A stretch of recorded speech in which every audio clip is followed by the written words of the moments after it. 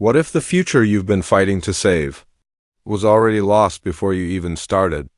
That's the terrifying feeling left behind after the ending of Foundation. Season 2, just when it seemed like Hari Seldon's grand plan was finally working, the story twisted into something much darker, deeper, and more dangerous. The Foundation isn't just facing chaos now, it's facing something far worse, the unknown. And every clue points towards something or someone far beyond what psychohistory could ever predict. Foundation Season 2 didn't end quietly. It ended with a thunderstorm of revelations, betrayals, and game-changing moves. First, let's talk about Gaal and Salvor. After spending the entire season building their connection and navigating their mentalic abilities, the ending pulled them apart in the cruelest way. Gaal makes a desperate choice to enter cryosleep and face the future 150 years later, where she knows a powerful enemy awaits. But Salvor doesn't follow. She stays behind to face her own death, choosing sacrifice over survival. Their goodbye wasn't just emotional. It was a sign. The war that's coming is bigger than either of them. Then came the Vault twist. For 2 seasons, the Vault was a mystery. Was it just a machine? A hologram? Another version of Hari? The truth is wilder. It's a second version of Hari Seldon himself. Not a clone, not a ghost, but a different consciousness of Hari that formed during the copying process on the Raven. Now, there are 2 Haris, one in the Vault, trying to guide the first Foundation, and one that traveled with Gaal and Salvor, focused on building the second Foundation.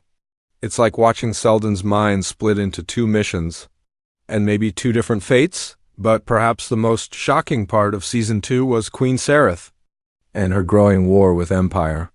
She started off as a political pawn, a princess being forced into marriage with Brother Day.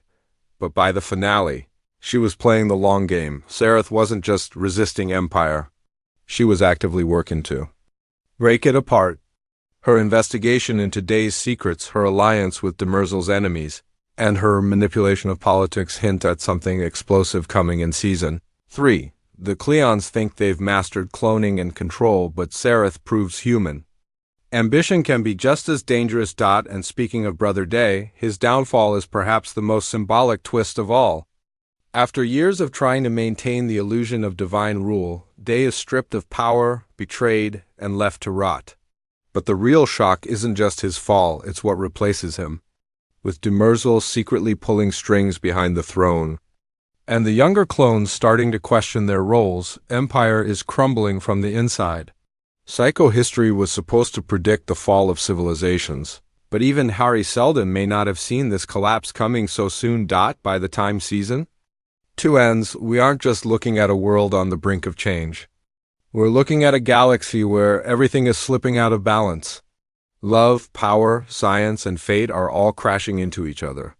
And at the center of this storm is one terrifying question. Is the future still in our hands?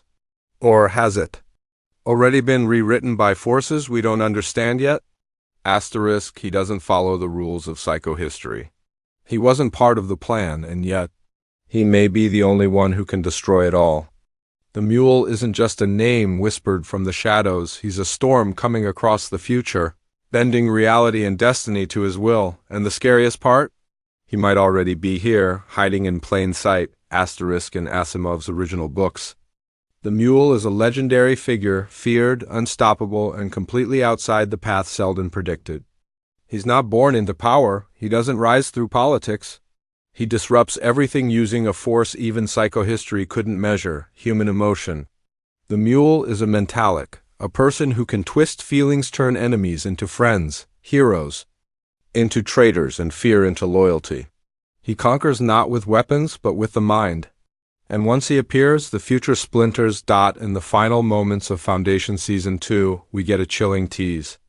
Gaal wakes from cryosleep, 150 years into the future, and senses a terrifying presence.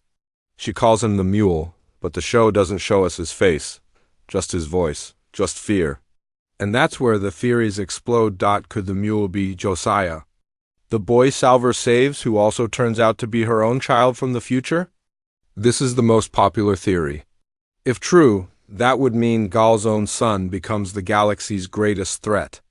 Imagine it, a child of two powerful mentalics, born from love, raised in fear, and shaped by a galaxy torn by war. If Josiah is the mule, it adds a tragic twist. Can Gaal really destroy the future if it means destroying her own child? Another theory points to a hidden survivor, someone who lived through the collapse of empire.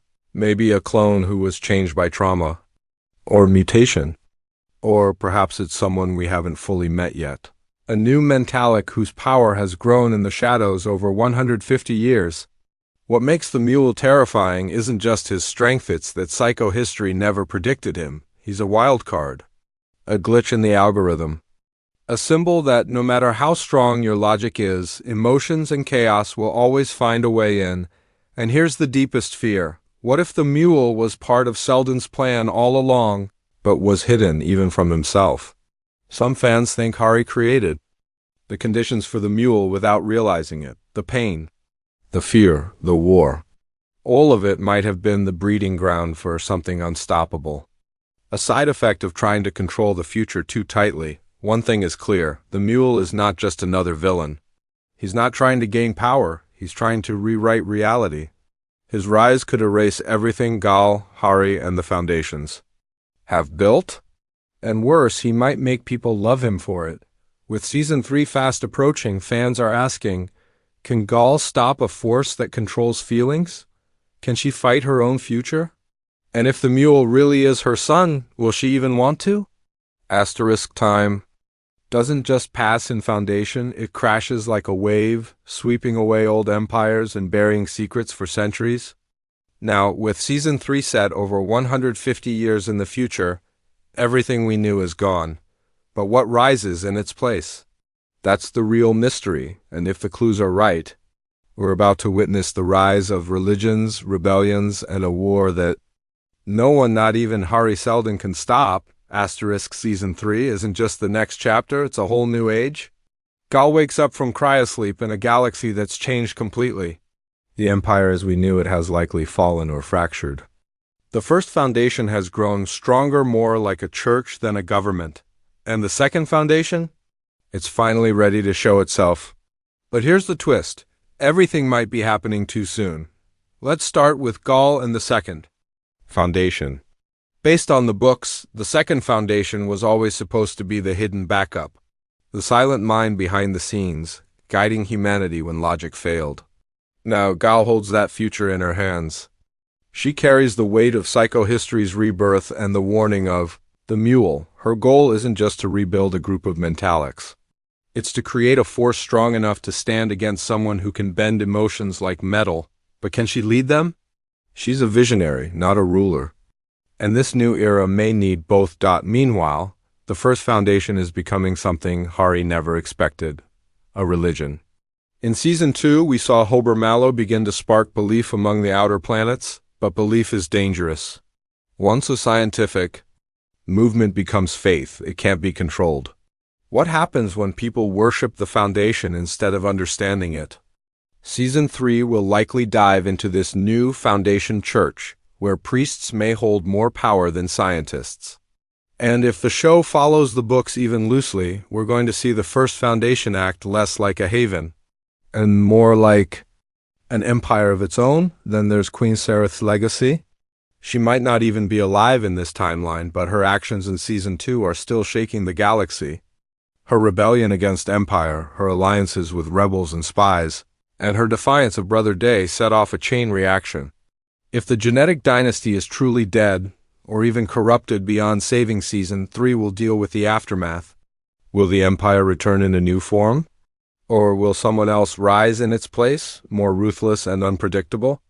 And we can't forget Demerzel, the loyal robot servant hiding her own secrets. She's still alive. She still has her programming. And she may be one of the last links to the old world. But with 150 years past, who controls her now? And will she continue to uphold the Cleon legacy or destroy it? Season 3 is also likely to push new technologies and ancient mysteries. Remember, the Foundation universe is filled with lost knowledge ships that think, planets that vanish, tools that defy physics. As the war with the Mule begins, these hidden relics may return.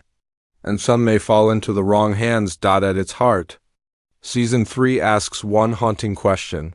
What happens when a plan built on logic meets a galaxy ruled by passion? Psychohistory may have predicted peace in 1,000 years, but this new era is anything but peaceful. It's spiritual. It's unstable. And above all, it's unpredictable. Forget empires. Forget math. Forget the stars. In the end, Foundation is about something far more fragile and far more powerful: people. Behind every twist in the galaxy, every collapse of a planet or the rise of a prophet lies a beating human heart. And in Season 3, that heart is cracked. Wide open, because this isn't just the story of saving the future. It's the story of losing what matters most along the way. At the center of all the chaos, at the very core of psychohistory's massive plan, are two women, Gaal Dornick and Salvor Hardin, who never asked to be heroes. Season 2 gave us their bond, their trust, and their quiet love, but it also gave U.S. tragedy. Salvor's choice to stay behind while Gaal traveled into the future wasn't just brave.